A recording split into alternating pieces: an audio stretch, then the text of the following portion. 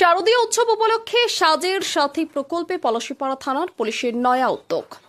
এমনিতেই পলাশীপাড়া থানার ওসি সুমিত ঘোষের নেতৃত্বে সারা বছরই জনকল্যাণমূলক বহু কাজ করা হয়, যেমন রক্তদান, দুস্থ মানুষদের বস্ত্রদান, স্বাস্থ্য শিবির ও স্বাস্থ্য পরীক্ষা, ঔষধ বিতরণ। সেফ ড্রাইভ সেফ লাইফ এবার নতুন সংযোজন। দুর্গাপূজায় অসহায় মানুষদের কথা ভেবে তারা একটি নতুন পরিকল্পনা গ্রহণ করেছে। স্থানীয় যে সমস্ত ইট ভাটা রয়েছে তাদের কাছে দুর্গাপূজা মানে বিলাসিতা ছাড়া আর কিছু নয়। তাদের মনে আনন্দ দেওয়ার জন্য পলাশীপাড়া থানার ওসি সুমিত ঘোষ দরিদ্র শ্রমিকগুলোকে নিয়ে বিভিন্ন পুজো মণ্ডপ পরিদর্শন করান। পাশাপাশি তারা এই পুজোর দিনে যাতে হাসি খুশিতে কাটাতে পারে সেই জন্য তাদের প্রত্যেকের হাতে নতুন বস্ত্র তুলে দেন। পাশাপাশি দিনটিকে আনন্দ উপভোগ করবার জন্য দুপুরের আহারের ব্যবস্থাও করেন। দরিদ্র মানুষগুলি পুলিশের এহেন কাজে সকলে সন্তুষ্ট বলা যেতেই পারে। সরকারের সাজের সাথী প্রকল্প দরিদ্র মানুষগুলির মুখে হাসি ফোটাচ্ছে।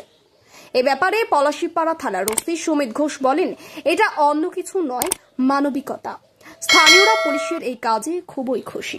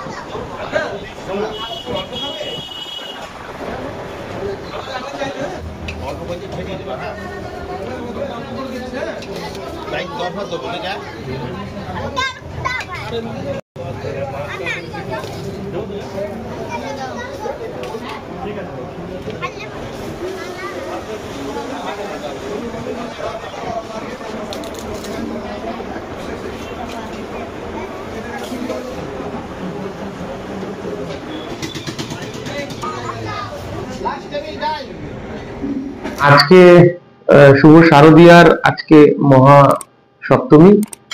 তো আজকে আমরা কৃষ্ণনগর পুলিশ জেলার আমাদের একটা প্রজেক্ট আছে, আমাদের সেটার নাম হচ্ছে সাজের সাথী। তারই একটা অংশ হিসাবে আমরা আজকে বেশ কিছু প্রত্যেকবার আমরা কিছু বয়স্ক প্রবীণ ব্যক্তিদের আমরা ঠাকুর দেখাই আজকের দিনে, এবং তাদের দুপুরবেলায় একটু খাবারের ব্যবস্থা আমরা করি।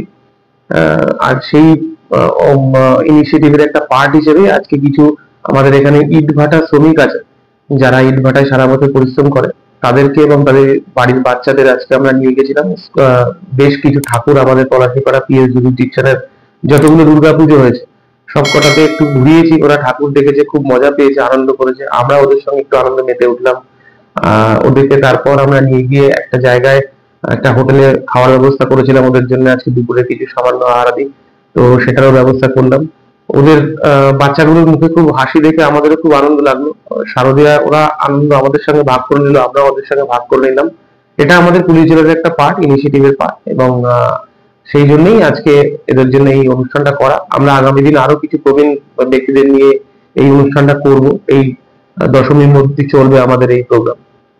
যদি এখনও আমাদের খবরের দর্পণ চ্যানেলটি সাবস্ক্রাইব না করে থাকেন তাহলে এখনই সাবস্ক্রাইব করুন, সঙ্গে বেল বাটনটি ক্লিক করুন আর পেয়ে যান সব খবরের দ্রুত ভিডিও আপডেট।